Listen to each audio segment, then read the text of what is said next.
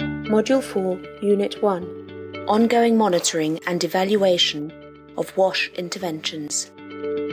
This unit will help you to identify common shortfalls in monitoring, be aware of the role of the coordinator in monitoring WASH interventions, define monitoring and evaluation in emergency situations, know different steps to develop a monitoring mechanism, know some tips that can facilitate the process of setting a monitoring mechanism. Since several weeks now, the WASH interventions have started in priority areas of Mail. Daniel is aware that he needs urgently to put in place a monitoring system to follow intervention of partners. Patrick is happy to give him some useful advice. Hi Patrick, I'm preparing the monitoring system to ensure the follow-up of all interventions. I need to know the tools that I have to prepare. You are right, Daniel. That is of crucial importance. WASH coordination platforms experienced to date have indicated weaknesses in the monitoring function. As coordinator, you have an important role to play to improve it. Even before deciding the tools, you have to agree with the partners on indicators to be measured. The following presentation may help you to identify the different steps involved in the development of a monitoring mechanism. Let's first define what we understand by monitoring in emergency situations. Monitoring is an ongoing process that involves following up a number of indicators on a regular basis to assess the progress of the WASH coordination platform response and track changes in the emergency situation and evolving needs. Once the situation is stabilised, in-depth evaluations might be conducted at specific moments to measure the results or outcomes and impacts of the interventions. It is important to know that common shortfalls in monitoring are linked to poor linkages between situation and progress monitoring, so focus is on completion of planned activities without reference to the changing emergency context. Tendency to focus on situation and progress monitoring rather than outcomes and impacts. Inadequate participation of WASH stakeholders and effective communities in the process. Duplication in collection of information and information overload. Difficulty in getting agreement to use common monitoring tools and approaches. Collection and adoption of the wrong or inadequate baseline information, preventing effective assessment of change and impact. Poorly defined, inadequate or too many indicators to guide monitoring of all aspects of the WASH response. Failure to monitor target indicators as they are not linked to broader strategic.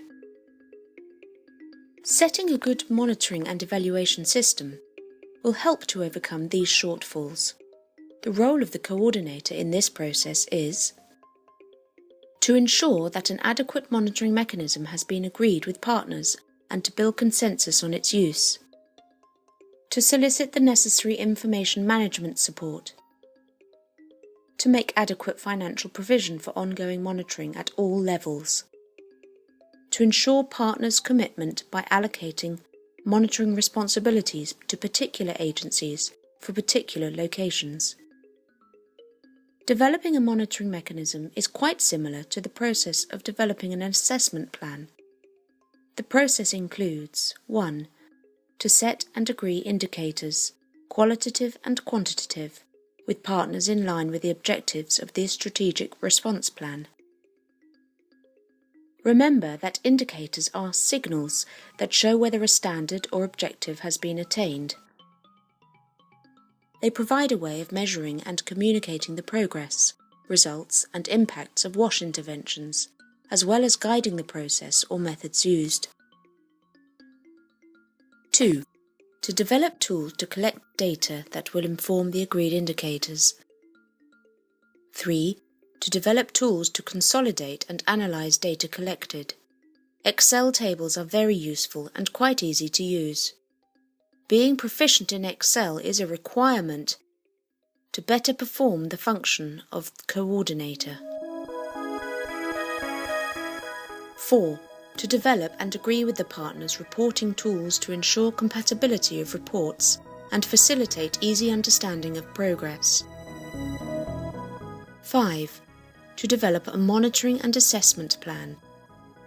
Gantt chart, clearly indicating dates and responsibilities for reporting. 6. To use visualization tools for dissemination of findings, graphs, maps, figures, photos, etc. 7. To set up a dissemination strategy to ensure that feedback is given to the partners in a structured manner and on a regular basis.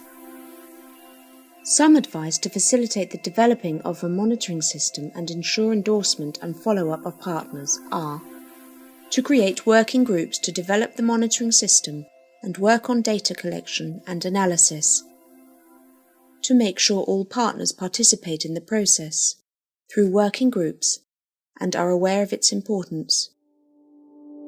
The use of an integrated monitoring matrix shared by all the members may be a good idea.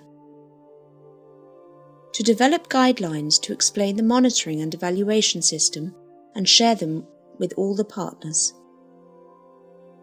To build capacity of partners through training or other methods. To give adequate attention to pre-crisis data and in-crisis data at the first stages of the crisis, identify secondary sources, and to consolidate these data in analysis tables so that it can easily be usable. To assign responsibilities for primary data collection in different locations. Sometimes it can be advisable to pay enumerators to carry out this task. To organise periodical joint reviews of the WASH platform plans and strategic frameworks.